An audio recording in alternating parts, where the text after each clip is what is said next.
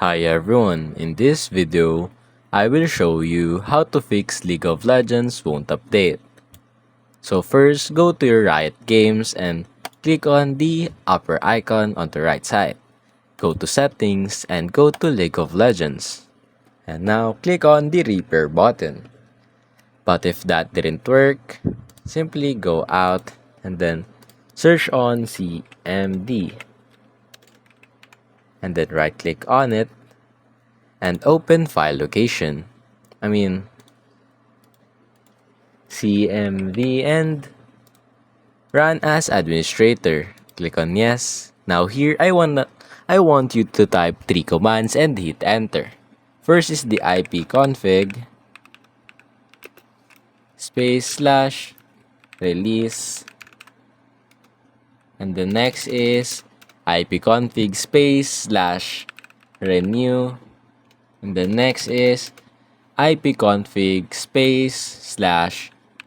/flush DNS. And after you do that, simply open your firewall, search on firewall, not that,